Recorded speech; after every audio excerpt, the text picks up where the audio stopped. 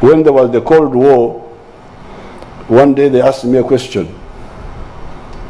Are you pro-East or pro-West? I said, you must think I am an idiot.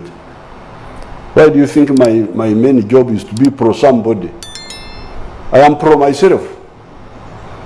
And I deal with all other people according to how they relate with my own interests. These people think we are stupid. Such a question is an idiotic question. It's not my job to be pro-East or pro-West. I am pro myself. And I deal with people according to how they relate with me.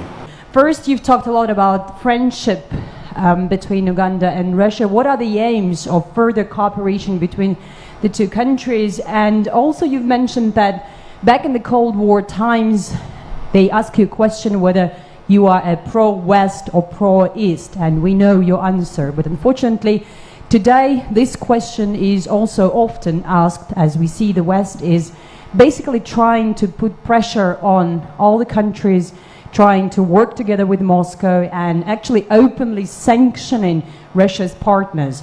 As a country openly declaring that Moscow is a friend, does Uganda feel this pressure? And ahead of Mr. Lavrov's visit here, did anyone maybe approach you asking, for example, not to take pictures with Mr. Minister like we've seen in Egypt, for example? Thank you so much. We don't believe in being enemies of somebody's enemy. No, we want to make our own enemies, not fight other people's enemies. This is our doctrine.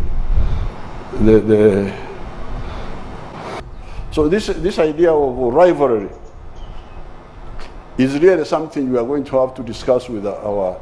It's not part of our liberation movement strategy. No. The African liberation movement. Otherwise, we should be quarreling with those who colonized, who took slaves from here. We should be having quarrels with them. Why did you take slaves? Why did you colonize us? We should be having enmity. But we forgot about that, and we are moving forward.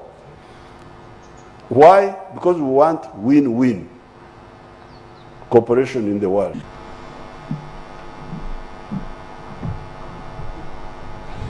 Nobody can tell me such a question, because they know my position. They know our position. Maybe they tell others, but not us. So people can't be so stupid as to ask me that don't take a picture with so and so. Don't. That's a joke. Thank you. We want to trade with Russia. We want to trade with all countries of the world. I've been active for more than 60 years now as a student leader and as a leader in other capacities. Therefore, I've been following, and I never saw Gromyko coming here. He was the foreign minister for a long time. He never came. The other leaders, Kosigin, never came. But you have come, so we welcome you here. However, the fact that no high-ranking Russian leader has ever come here, Russia has been supporting the anti-colonial African movement for the last 100 years. I have informed you in our private meeting that by 1900, the whole of Africa had been colonized, except for Ethiopia. Africa had been colonized partly because of our internal weaknesses. We had feudal chiefs who were incapable, who could not defend our independence. And Africa had been being ravaged by the slave trade for almost 400 years before the colonization of 1900. When the African chiefs failed to defend our independence, the Africans started organizing, led by new forces. And the first group was in South Africa in 1912, when the African National Congress was founded. That was now the modern African anti-colonial resistance movement. Fortunately, and that's how Russia comes in. In 1917, a new force took over Russia. These were the Bolsheviks. I don't know what problems you have with the Bolsheviks, whether you like them or you don't, but for us, we appreciate them because they supported us. They started supporting our anti-colonial struggle. And that is our relationship with Russia. Russia, so the Soviet Union, supporting the anti-colonial movement in Africa. Then in 1949, we were also lucky to have a new force, the communists, taking over China, the big country of China. And again, they supported us. Then we had some other socialist countries, Cuba and so on. So therefore, whenever issues come up, and some people want us to take positions against Russia, we say, but you people, these people have been with us for the last 100 years. How can we be automatically against them? We have even forgiven our former enemies, the colonialists, the ones who had colonized us, the ones who had actually taken slaves from here and did bad things. We have forgiven them and we are working with them. How can we be against somebody who has never harmed us and who instead helped us? Yes, when the Russians make mistakes, in 1968, I was in the university and I was in the streets in Dar es Salaam demonstrating against Brezhnev's decision to invade Czechoslovakia to overthrow Alexander Dubček. So, if Russia makes mistakes, then we tell them, like we did in 1968. But when they have not made a mistake, we cannot be against them.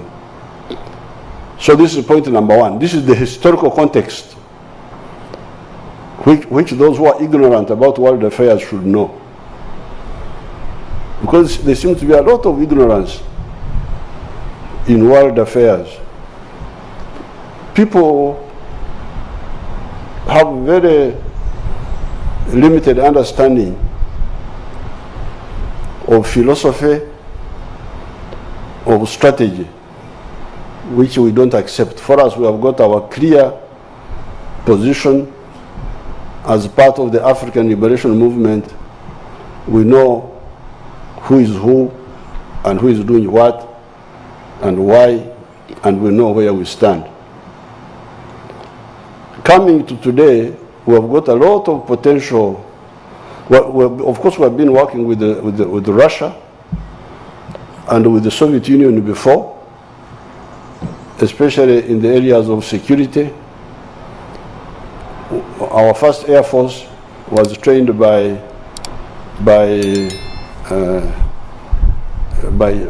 Czechs.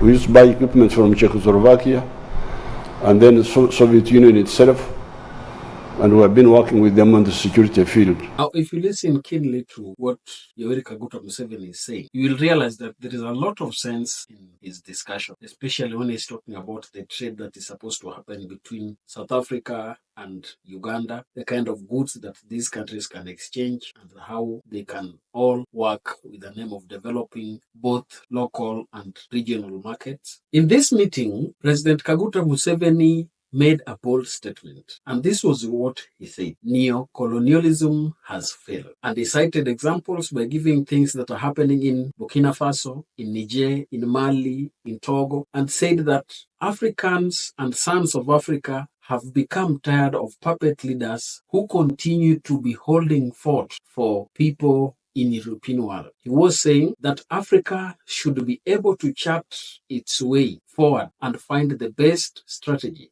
through which its leaders, and true leaders for that matter, can come together and forge a way that can support Africa and make Africa great. These are some of the best statements that Yoweri Kaguta Museveni has made when it comes to looks about Africa. And even if you listen to him, you'd realize that he is kind of promoting the quest for Africanism and the need for Africa to fight for itself, expel terrorism and chaos that is being witnessed across different parts of Africa. Because he was attributing this chaos to the Western influence in African mineral rich areas. And that is something that is given. But then when it turns back to the question about championing for African independence and African power, you'd note that he's very passionate about it. And as he has noted, he is very ready for African leaders to come together, work, and support each other. He's no nonsense, and he does not support any issue that goes against Africans working for themselves. So for me, I believe Kaguta Museveni has a very great blueprint for this African continent. And if given space, he and many other leaders who are progressive can work to ensure that Africa becomes the greatest giant that it is. So if you're watching us for the first time, please take a second or two to subscribe. Please always like and leave a comment down in the comment section so that we can engage further and understand your perspective on this topic that we discussed. Thank you, and may the good Lord bless you. Bye-bye.